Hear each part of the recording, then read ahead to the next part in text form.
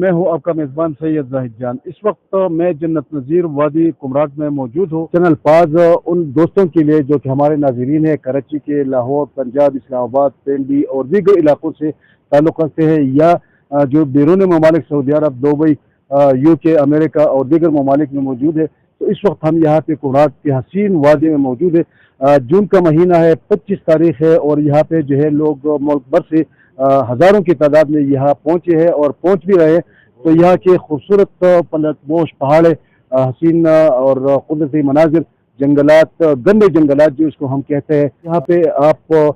کہ یہ حسین مناظر آپ کا منتظر ہے، آپ ضرور یہاں چکر لگائیں۔ ماشاءاللہ بہت خوبصورت جگہ ہے، پہلے بھی ہم آتے رہتے ہیں، ماحول بھی اچھا ہے، موسم بھی اچھا ہے، خوبصورت دلکش نظارے ہیں۔ بس ذرا روڈ کی پرابلم ہے، یہاں آنے کے لیے مطلب تھوڑا سا رستہ ہے لیکن آپ کے 3-4 گھنٹے لگ جاتے ہیں، روڈ ہے ہی نہیں۔ اور اگر اپنی گاڑی لانا بھی ذرا مشکل ہے یہاں پہ، کیونکہ 4x4 کے علاوہ اگر اپنی گاڑی لاتے اس کو بھی خراب ہونے کے چانسز ہے۔ تو ماشاءاللہ خوبصورت علاقہ ہے، لوگوں کو چاہیے آئیں یہاں پہ وزٹ کریں، یہاں کے نظاروں سے، یہاں کے موسم سے مزہ لیں۔ مشکل تو اس کی روڈ مشکل ہے، اور یہ باقی پیارے یہ نظارے سارے خوبصورت ہے، جیسے جنت کا ایک ٹکڑا ہو زمین پر،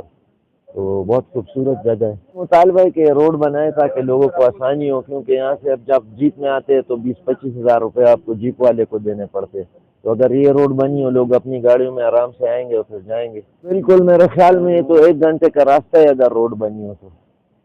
جس پہ اب 4-4.5 گھنٹے لگتے آرام سے۔ بالکل جب روڈ بنی ہو تو پھر تو آنا جانا کوئی مسئلہ نہیں ہے۔ سے لے کر کمراٹ تک روڈ کی حالت بہت ابتر ہے، بہت خراب ہے، بالکل کسی کا دل بھی نہیں چاہ رہا ہے۔ لیکن وہ کہتے ہیں نا کہ جنت کو جب آپ جائیں گے تو پولیس صراط سے گزر کے جانا ہوگا، تو آپ نے پولیس صراط سے گزر کے یہاں پہ جنت میں پہنچنا ہے، اور پھر یہاں پہ آپ کے سارے تھکاوٹ، آپ کے سارے جو مشکلات ہیں وہ بالکل ختم ہو جائیں گے، اور آپ بالکل دل بھی نہیں چاہ رہے ہیں کہ آپ یہاں سے پھر واپس کا سفر شروع کریں۔ تو ضرور روڈ خراب ہے، حکومت سے یہی التجا ہے کہ خاص کر پاتراج سے لے کر تل، اور تل سے لے کر کمراٹ تک جو ہے یہ روڈ، جو کہ پچھلے